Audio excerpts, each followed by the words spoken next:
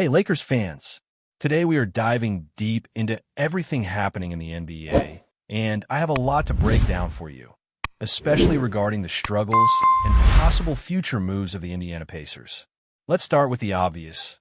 The Pacers have been struggling this season in a way that is almost hard to believe. Even with key players like Miles Turner gone and Tyrese Halliburton out, it is shocking to see how poorly the team has been performing. This really highlights how important your core players are to the structure of your team. The engine of a team really makes all the difference. And when you lose that engine, the entire system starts to falter. Now, the latest reports suggest that Indiana is looking for their center of the future, someone they can truly build around, a franchise-level player who could be the cornerstone of the team for years to come. Names are already being thrown around, and Walker Kessler has come up as a potential target. It actually makes a lot of sense for them. Even though Kessler is out for the season, the Pacers could look to acquire him at a potentially discounted price, securing a long-term asset while managing the present. They could get through the rest of the season with players like Jay Huff while waiting for Halliburton to return and then start their rebuild with a clear direction in mind. It's a strategy that allows for patience and planning without feeling rushed to force immediate success. And that's something a franchise in Indiana's position desperately needs. Meanwhile, looking at the Lakers, the team's situation is quite different. They have been able to find stability at the center position, with DeAndre Ayton emerging as a key figure. His performances have been nothing short of impressive, showcasing both skill and consistency. There's a kind of charisma and presence in the way he handles interviews and media interactions that makes him a standout, not just for his on-court impact, but also for how he represents the team publicly.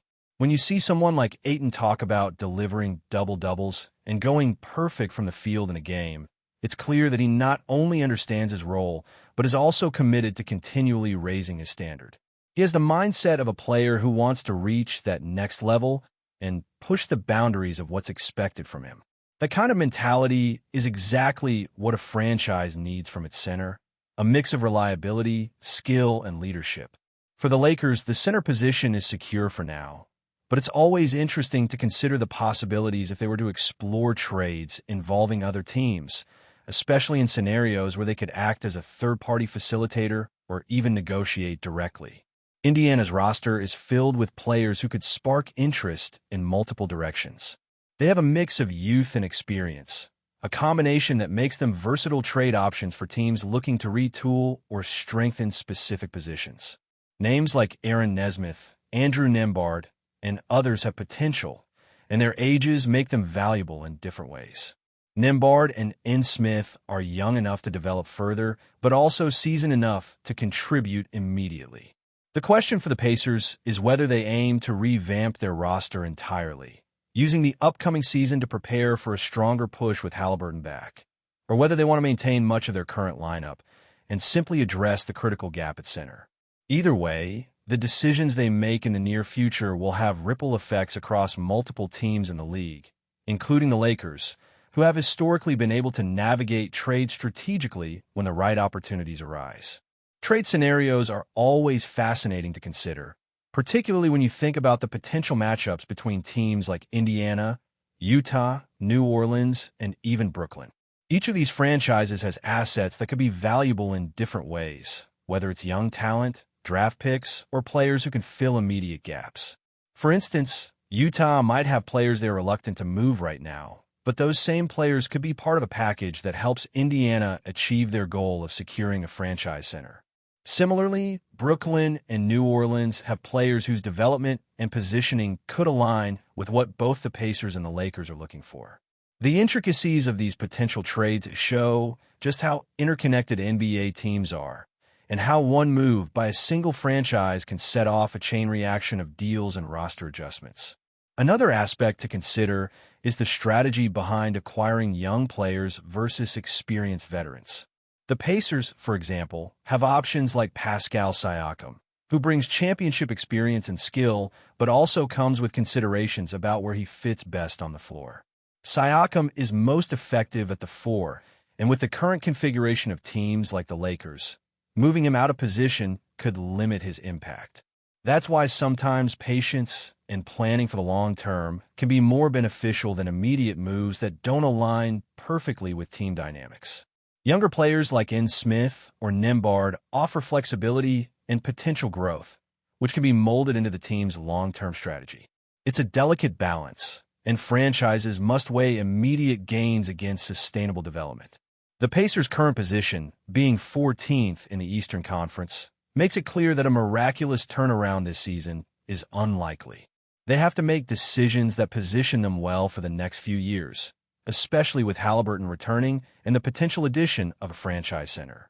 For the Lakers, monitoring these developments is crucial. Keeping an eye on trade possibilities, whether as a direct negotiation or as a third-party facilitator, allows them to stay competitive and potentially acquire assets that align with their strategy. Even small moves can have big impacts, and timing is everything when navigating the complex trade landscape of the NBA. Teams like Indiana will need to pick a lane, and the Lakers need to be ready to respond when the right opportunity presents itself. Watching how Indiana approaches their rebuild will be fascinating. They have a combination of young talent, potential trade assets, and a returning star in Halliburton, which gives them multiple paths forward. Depending on how aggressively they pursue a franchise center or decide to revamp other parts of the roster, there could be opportunities for other teams, including the Lakers, to strengthen their position. The balance between acquiring immediate impact players versus planning for the future is always a challenge, and franchises that execute this well often find themselves in strong contention sooner rather than later. It's about staying alert, analyzing options, and making decisive moves when the window is right. Finally, it's worth noting that the Pacers have been surprisingly quiet compared to other teams rumored to be considering large-scale roster changes. While other franchises have been linked to fire sales or massive rebuilds, Indiana seems focused on a more measured approach, identifying their core needs, securing key players, and planning for Halliburton's return. This cautious strategy could open doors for teams like the Lakers if they position themselves smartly. Even monitoring these developments closely could yield opportunities to acquire valuable talent without overcommitting or taking unnecessary risks. The potential combinations of trades, young talent acquisitions, and strategic planning make the upcoming months particularly intriguing for the NBA landscape. Now, diving deeper into the landscape of potential trades and roster moves, the Lakers have to be vigilant about every development with the Pacers and other teams. Indiana's situation offers a unique mix of challenges and opportunities. They're not just a struggling team. They're a team at a crossroads. They have young talent, a returning star, and a clear need for a cornerstone at the center position. This combination makes them both unpredictable and fascinating to watch. For a team like the Lakers, who are always looking to maintain competitiveness while planning for the future, tracking Indiana's decisions closely could be a goldmine. The Lakers could position themselves to make moves that not only strengthen their roster, but also potentially bring in high-upside players who are still on a rise and have room to grow. Players like Aaron Nesmith and Andrew Nembard are prime examples of talent that can contribute immediately, but also provide long-term value if developed correctly. The Lakers must consider how these players fit into their current system and how they could complement the existing core. Adding to the complexity, the Pacers' interest in a franchise center opens the door for a multi-layered trade discussion. If Indiana successfully acquires someone like Walker Kessler or another top-tier center, it could reshape the dynamics of the Eastern Conference and alter the value of their current young players. Teams like the Lakers, who are willing to explore creative trade options, could leverage this scenario. Acting as a third-party facilitator in a trade involving multiple teams is not new for them, and it's a strategy that can yield significant results if executed wisely. Understanding which players are likely to be included in Indiana's plans and which may become available for acquisition is key. Monitoring these movements allows the Lakers to be proactive rather than reactive, which is crucial when navigating the competitive and often unpredictable trade market in the NBA. Another layer to consider is the age and development trajectory of Indiana's young assets.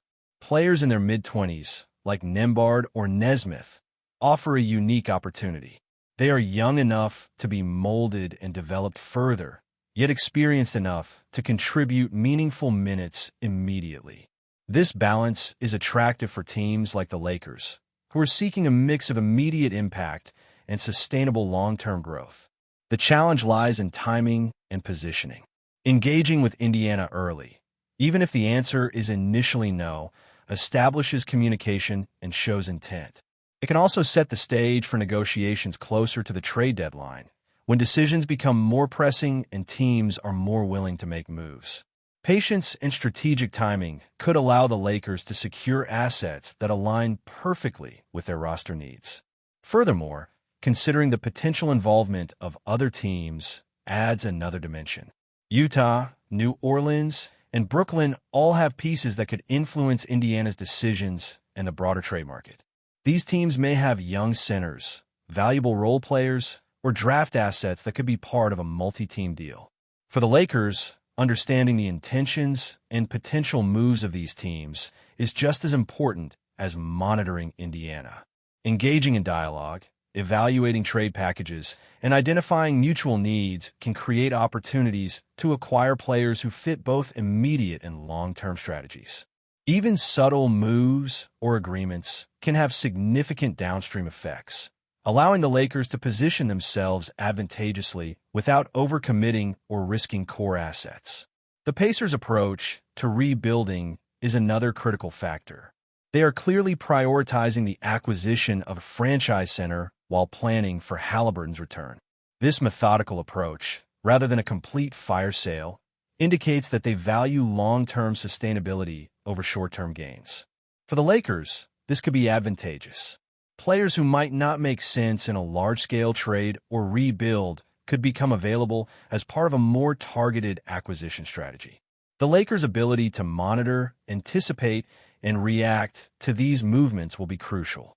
Flexibility and readiness to act quickly can turn these situations into tangible benefits for the team. Moreover, evaluating the fit of potential acquisitions within the Lakers system is essential. A player like Nesmith, who has scoring ability and can stretch the floor, fits well with the Lakers' offensive schemes. Similarly, a versatile guard like Nembhard could provide depth, playmaking, and defensive utility. These acquisitions are not just about adding talent. They are about complementing the team's existing strengths, addressing weaknesses, and creating balance across positions.